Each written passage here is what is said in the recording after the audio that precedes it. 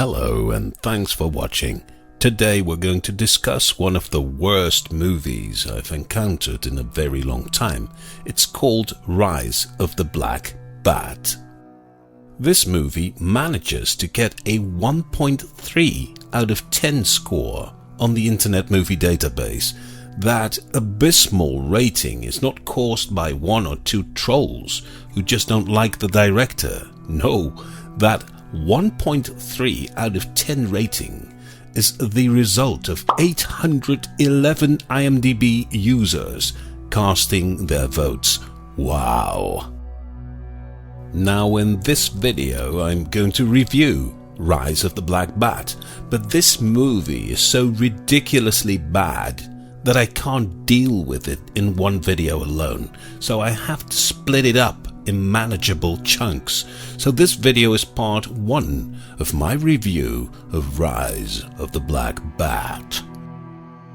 Now, Rise of the Black Bat is not only an extremely bad movie, it's also a complete rip-off of the Batman franchise, and I do not rule out that that is how they make money with these movies, by fooling people into watching stuff based upon false assumptions that seem to be carefully set up around these movies.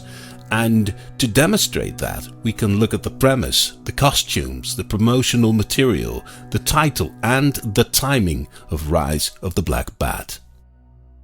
In Rise of the Black Bat, a district attorney by the name of Tony Quinn is dressing up as a bat and then goes out at night to fight criminals. Sounds familiar? Look no further than Batman. The costume Tony Quinn wears is almost an exact copy of the Batman costumes.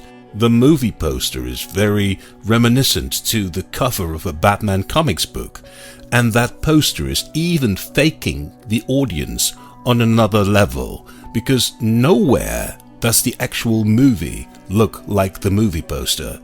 The movie poster is a pretty sleek and kind of professionally designed depiction of what could have been in the movie, but in reality, the actual movie looks nowhere near that poster. In reality, the movie is a totally amateurish, badly edited and sometimes hardly visible cinematic shambles.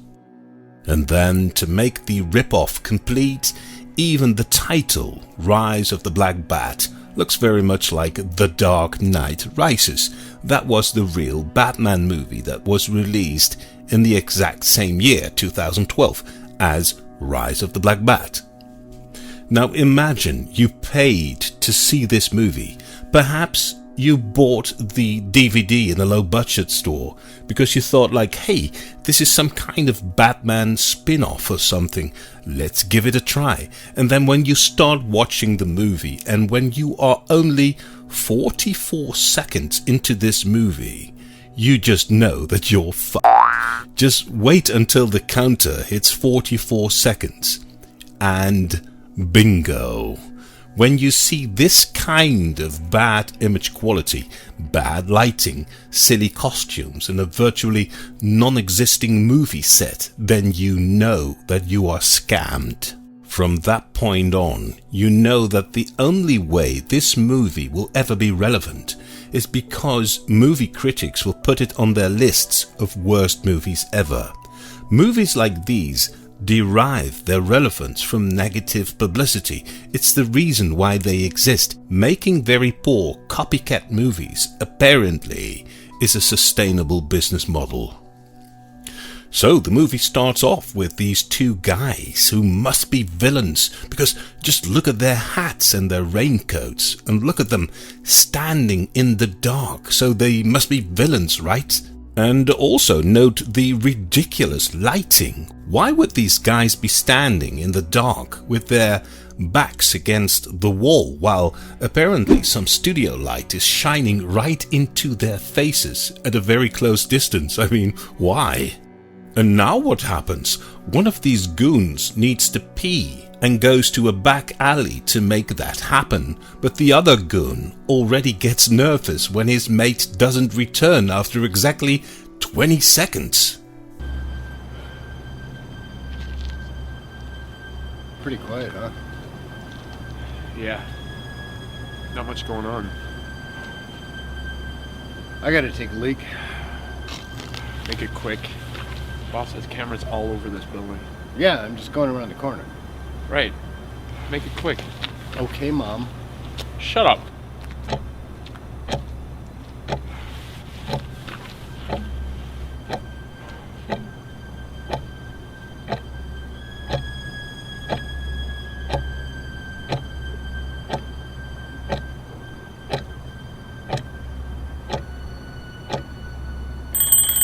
Steve? You okay? What, you get lost or something?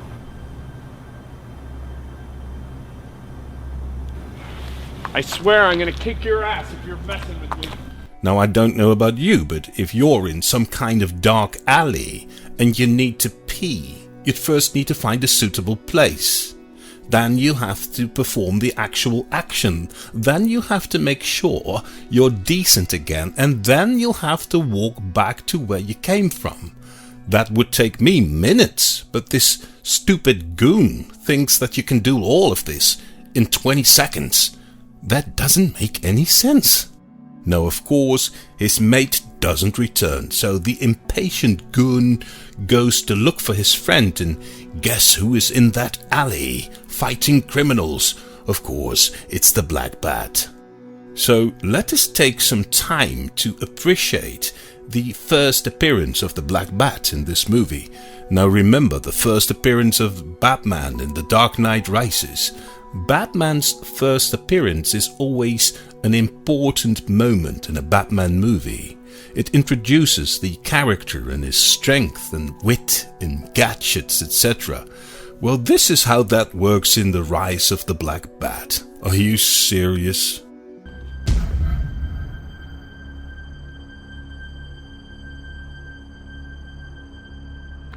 So let's have a look at this again, because just like in the previous scene, we're in a dark alley with, for some reason, a very strong studio light, and that studio light is pointed at the exact spot where the Black Bat is appearing out of nothing.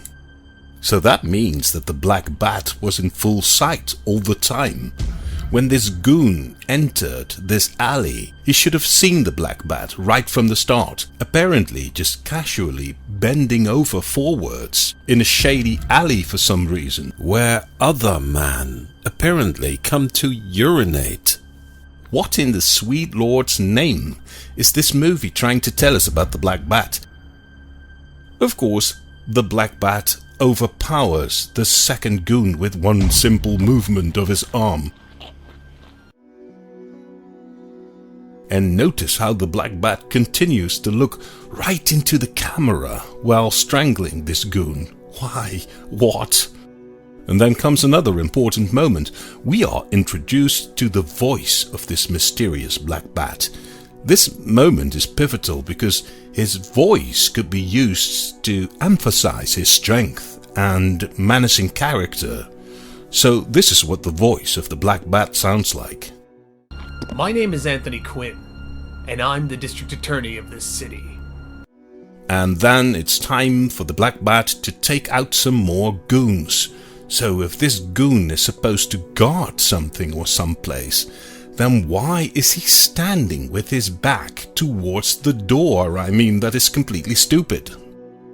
But oh no, there are more goons and they've got guns. Look at them shooting. Oh, there are some serious flames coming from the barrels of those guns. Luckily, it looks as if the Black Bat and these goons are in completely separate rooms because the lighting and the materials of the walls look totally different. Now you might ask yourself why a well-respected district attorney would find himself in a situation like this. No, I wonder how a nice guy like you ended up in a movie like this. That is what bothers me. I saw some of your videos on YouTube, and you look like a very nice and hardworking family man, the kind of guy who many people would love to have in their circle of friends. I think you deserve much better than this movie. Well, let's pause here and I can tell you the story. Yeah, that's a good idea. Let's pause here, because this is all I can take from this movie in one day. This movie is totally insufferable. And not even because it's so bad, because bad movies are fun to watch most of the time. Because many directors of bad movies, they don't see or don't want to see what a mess they've created. They spend loads of money on pompous set pieces that look like a dollhouse in the final cut. Because of production hell, actors walk away, causing ridiculous continuity gaps in the story, or the studio runs out of money, leading to the movie ending in the middle of a storyline that is never finished or even explained. Many bad movies are conceived by self-inflated egos who would never admit to their lack of talent or the disasters that are caused by their own incompetence. They'd rather pretend that everything is unfolded according to their master plan, and that the audience and the critics are simply not equipped to understand the end result. But Rise of the Black Bat was not conceived like that. Rise of the Black Bat much more looks like it was meant to be a cheap and incompetent ripoff. As bad as this movie is, I'm afraid that was the plan from the get-go. Just spend as little money as possible on a Batman ripoff that is advertised with a misleading poster.